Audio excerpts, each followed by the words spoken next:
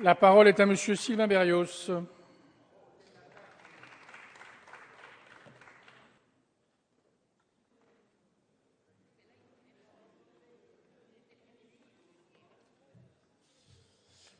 Monsieur le Président, Madame la Ministre, Monsieur le Président, mes chers collègues, le gouvernement présente un projet de loi visant donc à moderniser l'action publique territoriale et à affirmer le rôle des métropoles.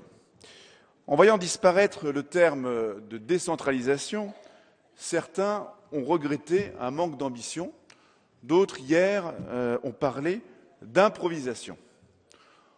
En ce qui me concerne, je parlerai de supercherie. C'est une supercherie parce que, en réalité, ce texte ne poursuit pas l'objectif d'affirmer le rôle des métropoles, ni même de moderniser l'action publique, parce que sinon, on ne remettrait pas une couche épaisse au millefeuille administratif.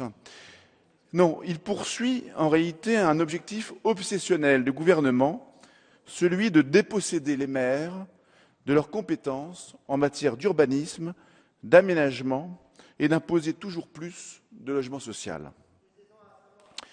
Il y a d'abord eu la loi relative à la mobilisation du foncier public en faveur du logement et au renforcement des obligations de production de logement social, qui impose aux communes un taux de 25% de logement social, une amende quintuplée pour les villes qui n'ayant pas atteint ce taux, et la confiscation de leurs droits de préemption.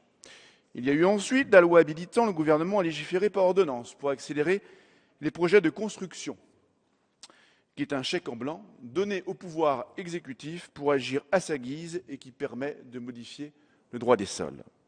Il y aura demain une loi pour l'accès au logement et à un urbanisme dit rénové, qui affiche comme ambition de bétonner prioritairement les territoires déjà très urbanisés, et notamment les zones pavillonnaires, en s'appuyant sur les nouveaux pouvoirs conférés aux métropoles. Il y a aujourd'hui, Madame la Ministre, votre loi de modernisation de l'action publique territoriale et d'affirmation des métropoles qui confisque aux maires toutes leurs compétences en matière d'urbanisme, d'aménagement du territoire et de logement au profit des métropoles. Pour atteindre votre objectif, vous usez de toutes les manigances. Vous cachez au commissaire de la Commission des lois votre projet de métropole de Paris afin d'éviter toute discussion. Vous ignorez l'obligation de produire une étude d'impact budgétaire afin de taire le coût réel de votre réforme et les augmentations d'impôts qui en découleront inévitablement. Vous présentez ce texte de loi qui piétine les compétences des maires et le choix des habitants au cœur de l'été afin d'éviter un débat à la veille des élections municipales. Vous camouflez votre objectif réel derrière un texte abscon qui conduit à créer un haut conseil des territoires présidé par le Premier ministre, des métropoles, des pôles ruraux, une conférence territoriale de l'action publique, des conseils de territoire, un schéma régional de coopération intercommunale présenté à une commission régionale de coopération intercommunale qui est constituée de commissions départementales de la coopération intercommunale. Et l'ensemble doit s'articuler avec les collectivités existantes, les régions, le département, l'intercommunalité et les communes. Vous donnez naissance à un monstre technocratique, sorte de démocratie administrative qui se substitue à la démocratie locale représentative. Vous allez jusqu'à supprimer d'autorité les intercommunalités existantes pour les remplacer par des conseils de territoire dont les limites seront définies en opportunité par le représentant du gouvernement sans que les conseils municipaux ne puissent s'y opposer. Vous vous trompez si vous pensez que la centralisation peut apporter une solution durable aux problèmes de logement et de cadre de vie dans les zones urbaines. Nous avons connu dans les années 60 des politiques publiques utilisant les mêmes ressorts pour les mêmes urgences. Et nous connaissons aujourd'hui le résultat.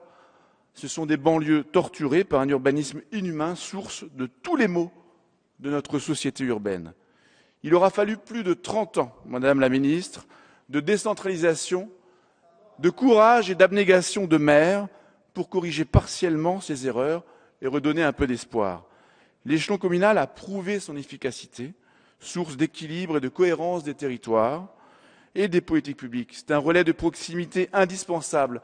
C'est le reflet de choix et d'aspirations légitimes des habitants capables de créer des coopérations intercommunales intelligentes. Vous décidez de livrer l'avenir des communes à un monstre technocratique qui exhale le poison d'un centralisme exacerbé, idéologique et destructeur de nos territoires et de la démocratie locale. Vous vous trompez si vous pensez bâillonner les maires et que les habitants accepteront ce hold-up institutionnel. Certains demandent un référendum que vous refusez. Sachez que ce référendum aura lieu au mois